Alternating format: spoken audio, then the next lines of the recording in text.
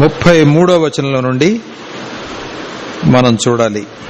మత్తయి సువార్త 21వ అధ్యాయం 33 నుండి 46 ఆ అధ్యాయం చివరి వరకు ముందుగా చూద్దాం. ఇదే భాగం మార్కు సువార్త 12వ అధ్యాయంలో 1 నుండి 12 వరకు కూడా ఉంది. లూకా సువార్త 20వ అధ్యాయం 9 నుండి 19వ వచనం వరకు కూడా ఉంది. మార్కు 12 1 నుంచి 12, లూకా 20 9 నుంచి 19 ఆ వచనాల వరకు కూడా ఉంది. మనం చదువుదాం. మరి ఒక ఉపమానము వినుడి. ఇంటి యజమానుడు ఒకడుండెను. అతడు ద్రాక్ష తోట నాటించి దాని చుట్టూ కంచె వేయించి అందులో ద్రాక్షల తొట్టి తొలిపించి గోపురము కట్టించి కాపులకు దాని గుత్తకిచ్చి దేశాంతరము పోయెను. పండ్ల కాలము సమీపించినప్పుడు పండ్లలో తన భాగము తీసుకుని వచ్చుటకు ఆ కాపుల యొద్దకు తన దాసులు నంపగా ఆ కాపులు అతని దాసులను పట్టుకుని ఒకని కొట్టిరి, ఒకని చంపిరి, మరి ఒకని మీద రాళ్లు రువిరి. మరలా అతడు మునిపటి కంటే ఎక్కువ మంది ఇతర దాసులను పంపగా వారు వీరిని ఆ ప్రకారమే చేసిరి. తుదకు నా కుమారుని సన్మానించెదరనుకుని తన కుమారుని వారి యొద్దకు పంపెను. ఆయనను ఆ కాపులు కుమారుని చూచి, ఇతడు వారసుడు, ఇతని చంపి ఇతని స్వాస్థ్యము తీసుకుందాము రండని తమలో తాము చెప్పుకొని అతని పట్టుకుని ద్రాక్ష తోట వెలుపట పడవేసి చంపిరి. కాబట్టి ఆ ద్రాక్ష తోట యజమానుడు వచ్చినప్పుడు ఆ కాపులను ఏమి చేయును అనెను. అందుకు వారు ఆ దుర్మార్గులను కఠినముగా సంహరించి వాటి వాటి కాలములయందు తనకు పండ్లను చెల్లించునట్టి ఇతర కాపులకు ఆ ద్రాక్ష తోట గుత్తకిచ్చునని ఆయనతో చెప్పిరి. మరియు యేసు వారిని చూచి, ఇల్లు కట్టువారు నిషేధించిన రాయి మూలకు తలరాయి ఆయను. ఇది ప్రభువలనే కలిగెను. ఇది మన కన్నులకు ఆశ్చర్యము అను మాట మీరు లేఖనములలో ఎన్నడనూ చదువలేదా? కాబట్టి దేవుని రాజ్యము మీ యొద్ద నుండి తొలగింపబడి దాని ఫలమిచ్చు జనులకియ్యబడునని మీతో చెప్పుచున్నాను. మరియు ఈ రాతి మీద పడువాడు తునకలైపోవును గాని అది ఎవని మీద పడునో వానిని నలి చేయుననెను. ప్రధాన యాజకులను పరిసయ్యులను ఆయన చెప్పిన ఉపమానములను విని తమ్మును గూర్చియే చెప్పెను అని గ్రహించి ఆయన్ను పట్టుకున్న సమయము చూచుచుండిరి గాని జనులందరూ ఆయనను ప్రవక్తయని ఎంచిరి గనుక వారికి భయపడిరి.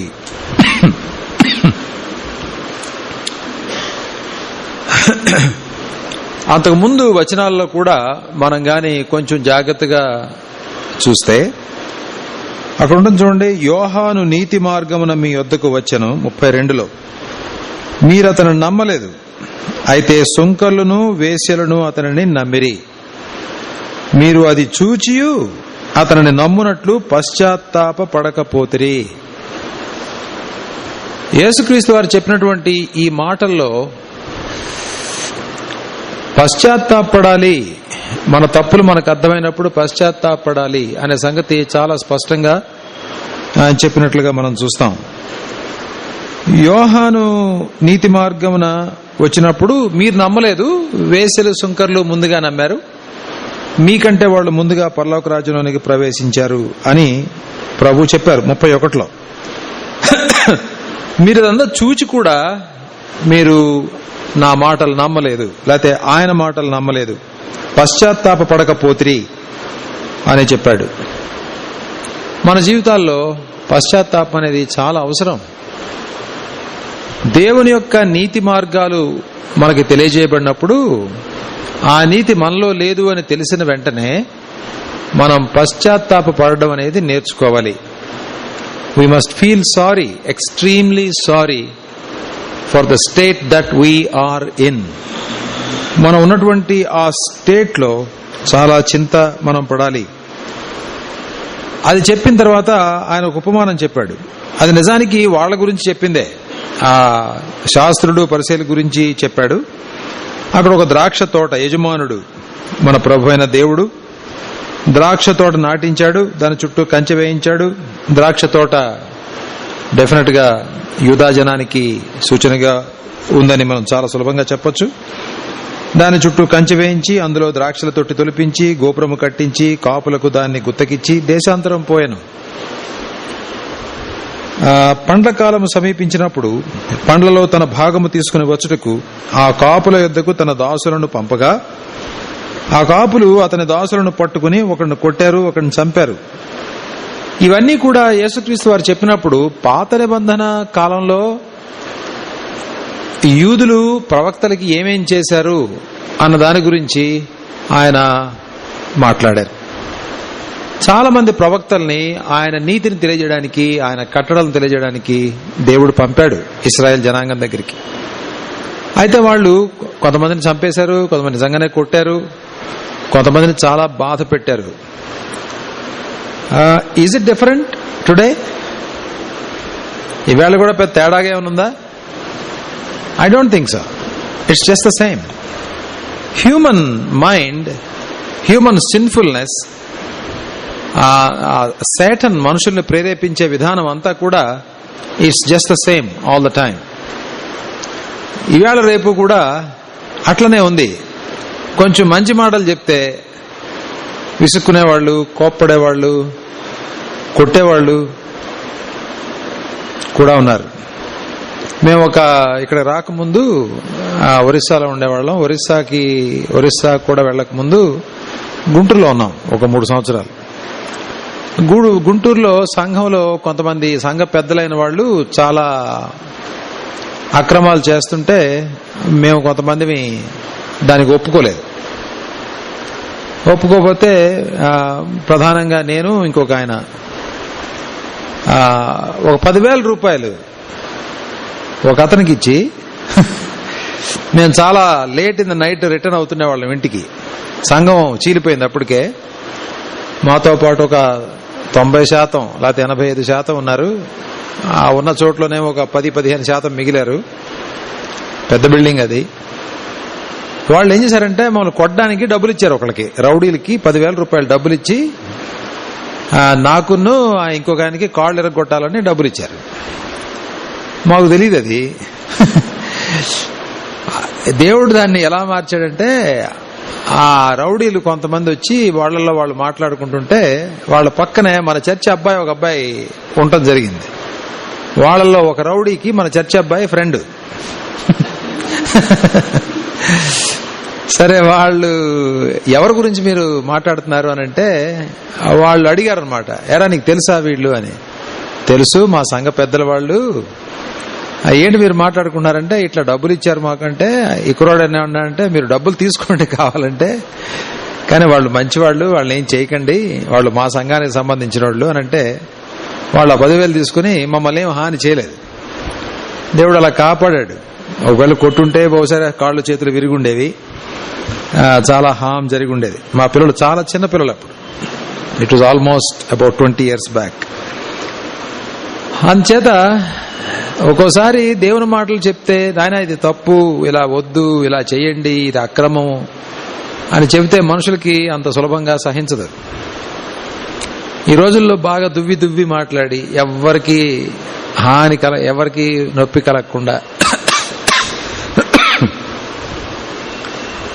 చాలా చక్కగా దూతున్నట్టుగా ఉంటే, పాపాన్ని గురించి మాట్లాడకుండా ఉంటే, మంచి బోధకుడు, మంచి అండర్స్టాండింగ్ ఉన్న వ్యక్తి, వెరీ సింపథెటిక్, వెరీ లవ్వింగ్, అలా మాట్లాడతారు.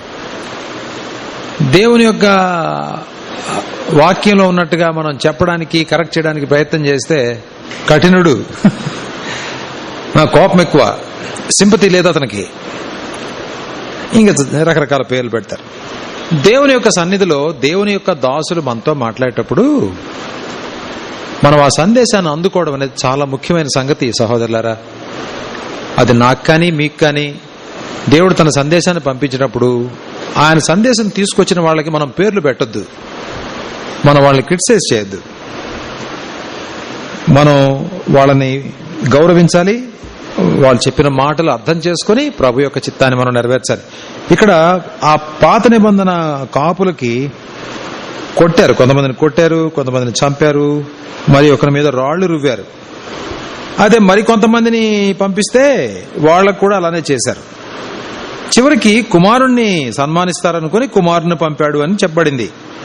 ప్రభువైన యేసుక్రీస్తు వారి గురించి స్పష్టంగానే ఉంది అది, దాని గురించి మనం పెద్ద చెప్పాల్సిన అవసరం లేదు. ఆయనను ఆ కాపులు కుమారుని చూచి, ఇతడు వారసుడు, ఇతను చంపి ఇతని స్వాస్థ్యము తీసుకొందాం రండని తమలో తాము చెప్పుకుని అతని పట్టుకుని ద్రాక్ష తోట వెలుపట పడవేసి చంపిరి. ప్రభువైన యేసుక్రీస్తు వారిని చంపబోతున్న సంగతి ముందుగానే యేసుక్రీస్తు వారు మళ్ళీ ఇంకోసారి ప్రవచన రూపకంగా ఎంతో స్పష్టంగా చెప్పారు. మీరు నాకు ఇలా చేయబోతున్నారు అని స్పష్టంగా చెప్పారు. ఒక మాట గమనిద్దాం. దాసుని చంపుతున్నారు, కొడుతున్నారు, రాళ్లతో కొడుతున్నారు. అయితే ఇక్కడ బైబిల్లో ఏముందంటే, మరలా అతడు మునుపటి కంటే ఎక్కువ మంది ఇతర దాసులను పంపించాడు. అంటే మేనేజ్మెంట్ తెలీదా? తన మనుషుల్ని ప్రొటెక్ట్ చేయడం తెలీదా దేవునికి? Why should God send his servants again and again, even though some of them are being killed, some of them are being harmed? దేవుని యొక్క ప్రేమ, దేవుడు మనుషులను రక్షించుకోవాలని అనుకున్న సంకల్పం, తన ప్రజల పట్ల ఆయనకున్నటువంటి విపరీతమైనటువంటి ఆ ప్రేమ మనం గమనించాలి. దేవుడు ఎవరితో అయితే వాగ్దాన నిబంధనలు చేశాడో ఆ ప్రజలు తన్ను వెంబడించాలని, తన్ను అర్థం చేసుకోవాలని, ఒకళ్ళుగాతే ఒకళ్ళ ద్వారా చెప్దామని దేవుడు ప్రయత్నం చేశాడు. దేవుడు చేసే పద్ధతి అది. అయితే వాళ్ళు కుమారుడు వస్తున్నాడు కదా అని ఇతను గాని చంపేశామంటే అసలు పీడ విరగడవుతుంది అనుకుని వాళ్ళు ఏమన్నా తెలిసిన, ఇతను చంపితే స్వాస్థ్యము తీసుకుందాం రండి అని తమలో తాము చెప్పుకుని అతను పట్టుకుని ద్రాక్ష తోట వెలుపల పడవేసి చంపిరి. కాబట్టి ఆ ద్రాక్ష తోట యజమానుడు తిరిగి వస్తే ఏం చేస్తాడు అంటే, వాళ్ళు ఏమన్నారంటే ఆ దుర్మార్గుల్ని కఠినంగా సంహరించి వాటి వాటి కాలముల యందు తనకు పంటను చెల్లించినట్టు ఇతర కాపులకు ఆ ద్రాక్ష తోటను గుత్తకిచ్చునని ఆయనతో చెప్పిరి. They pronounced their own judgement. ఒక కథలాగా విన్నారు దీన్ని, వాళ్ళు ఆలోచించలేదు.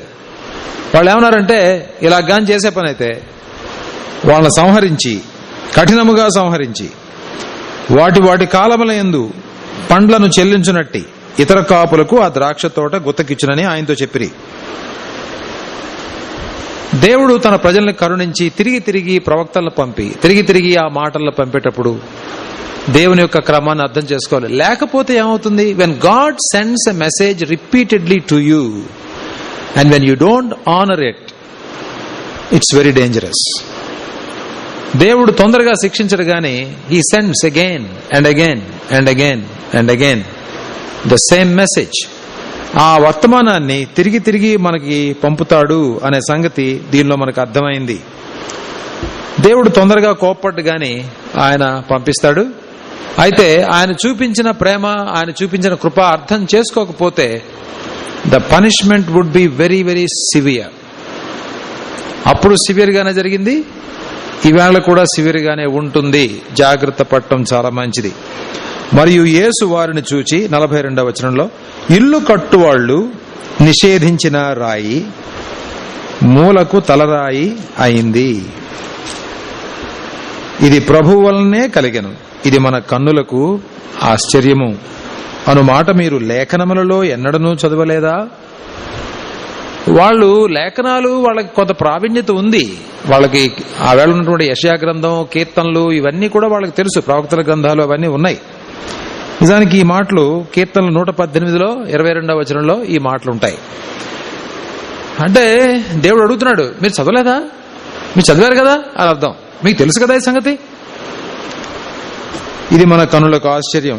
యేసుక్రీస్తు వారి గురించి ఇల్లు కట్టువారు నిషేధించిన రాయి మూలకు తలరాయి అయింది. చాలా ముఖ్యమైన కార్నర్ స్టోన్, అన్నిటినీ దిశను నిర్దేశించేటువంటి స్టోన్ గా మారింది అన్న సంగతి యేసుక్రీస్తు వారు లేఖనాల్లో ఉన్న తీసుకుని ఆయన చెప్పడం జరిగింది. కాబట్టి నౌ ద జడ్జ్మెంట్. కాబట్టి దేవుని రాజ్యము మీ యొద్ద నుండి తొలగించబడి, ఇప్పుడు ఆ పైన ఏమని రాయబడింది? ఇల్లు కట్టువాళ్ళు తృణీకరించబడినటువంటి రాయి మూలకు తలరాయి అయింది అన్నప్పుడు వాళ్ళు చదువుకున్న తర్వాత ఈయన జీవితంలో యేసుక్రీస్తు వారు చాలా మాటలు చెప్పారు వాళ్ళందరి వినికిడిలో. లేఖనాలు వివరిస్తూ వచ్చాడు ఆయన. బైబిల్లో రాయబడిన మాటలే కాకుండా ఇంకా చాలా చాలా మాటలు ఆయన వాళ్ళతో చెప్పాడు.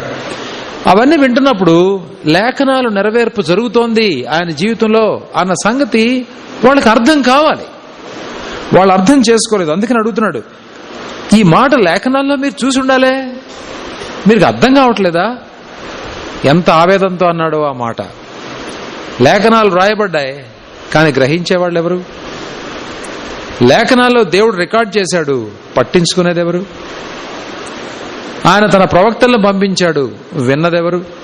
సహోదరులారా, దేవుడు మాట్లాడినప్పుడు మనం వినకపోతే దెర్ విల్ బి పనిష్మెంట్. గుర్తుపెట్టుకోవాలి ఎవరికైనా సరే. దేవుడు మాట్లాడినప్పుడు సక్రమంగా వినకపోతే there will be lot of beating. కాబట్టి దేవుని రాజ్యము మీ యొద్ద నుండి తొలగింపబడి అయిపోయింది జడ్జిమెంట్. దేవుని రాజ్యం ఇక మీ దగ్గరికి రాదు. I'm closing the door for you. What a dangerous pronouncement. దేవుని రాజ్యం మీ దగ్గర నుంచి తొలగించబడి. యేసుక్రీస్తు వారు ఆ శాస్త్రుల పరిశీలన యొక్క అధికారాన్ని గురించి మాట్లాడలేదు. దేవుని రాజ్యం అంటే అది కాదు. దేవుని రాజ్యం మీ దగ్గర నుంచి తొలగించబడుతుందంటే అర్థం ఏంటి? You will no longer, my spirit will continue to talk to you. దేవుని యొక్క ఆత్మ ఇక వాళ్లతో వాదించటం మానేస్తాడు. They will not receive any more light. వాళ్ళకి ఇంకా దేవుని వాక్యం నుంచి వెలుగు రాదు. వాళ్ళ ఆత్మ వాళ్ళని ఇంకా నొప్పించదు, ఒప్పించదు.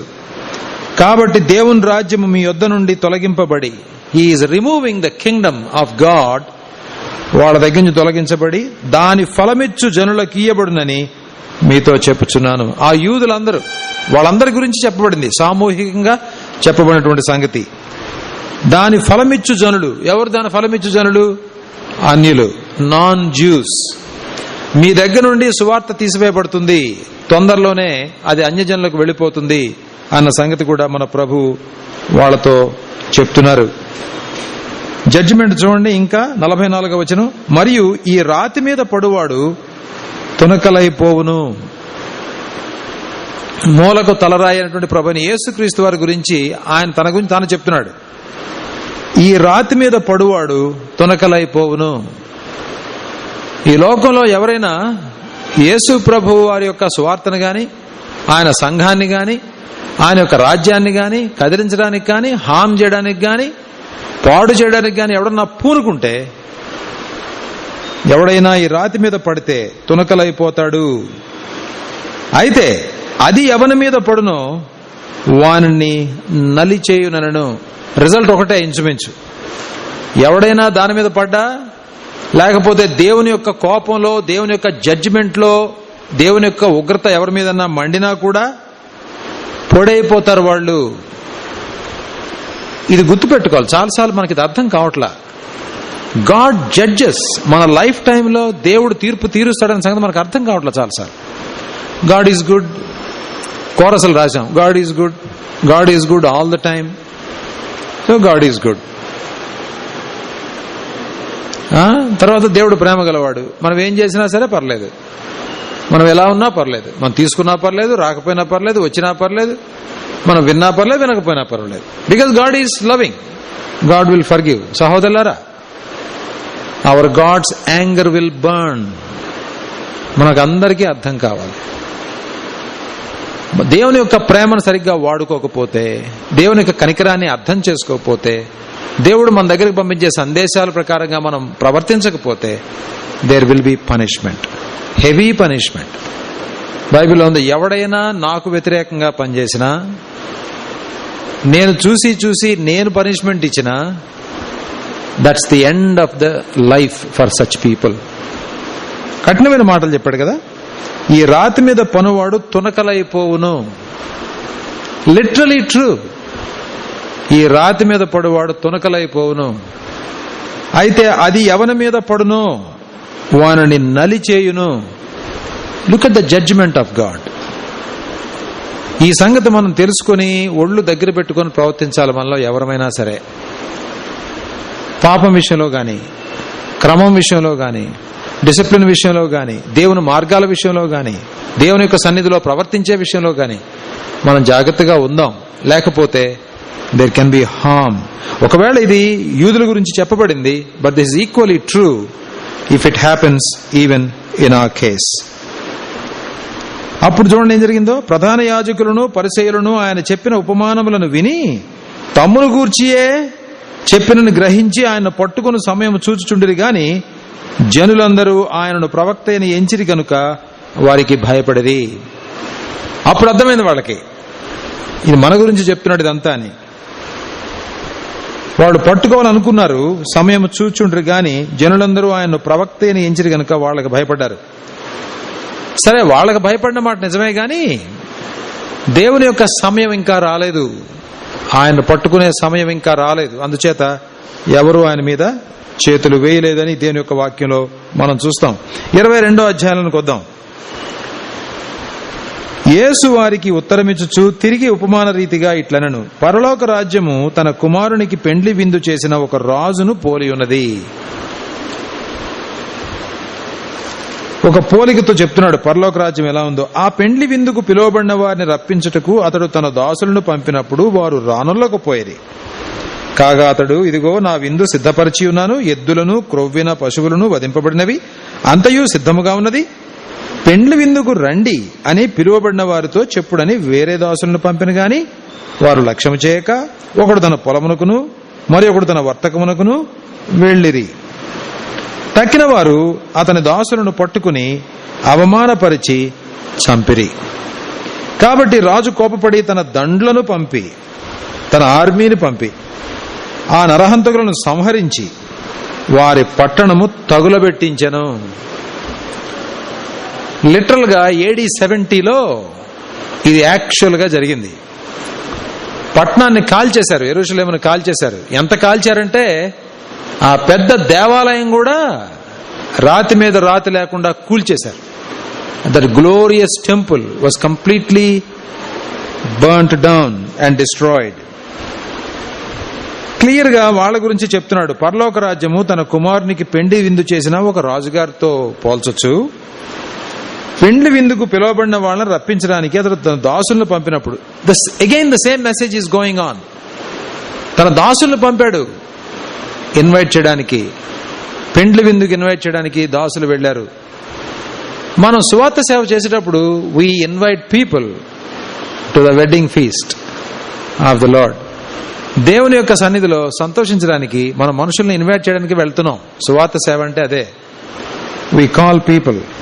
చెప్పాడు, సిద్ధంగా ఉంది, మీరెవరేం చేయవసరలా, ఎద్దులు గొర్రెలు వధించబడ్డాయి, అంతా సిద్ధపడంగా ఉంది, పెండ్లి విందుకు రండి అని పిలువబడిన వారితో చెప్పుడని వేరే దాసులను పంపాను. అక్కడ పైన ఏముందంటే వారు రానుల్లకపోయారనుంది. ఎవరి ఇన్విటేషన్ అన్నా మనం నెగ్లెక్ట్ చేయొచ్చు, కానీ when God gives an invitation don't neglect it. Ramifications are very many. చాలా పరిణామాలు ఉంటాయి దేవుడు చెప్పినప్పుడు కానీ చేయకపోతే. అసలు దేవుని ఇన్విటేషన్ రావటం ఇట్స్ ఎ గ్రేట్ ప్రివిలేజ్. విందుకు రమ్మన్నాడు. ఒకవేళ దీన్ని మనం ఇంటర్ప్రిట్ చేయడానికి ఇది యూదుల విషయంలో వాళ్ళకి ఇచ్చిన ఆహ్వానం అయితే ఈ రోజుల్లో మనుషులకు ఇస్తున్న ఆహ్వానం కూడా అని చెప్పుకోవచ్చు. రండి అంటే వాళ్ళు ఏమన్నారు తెలిసిన, రానుల్లకపోయేది. తర్వాత వేరే దాసులు పంపాడు మళ్లీ బతిలాడటానికి.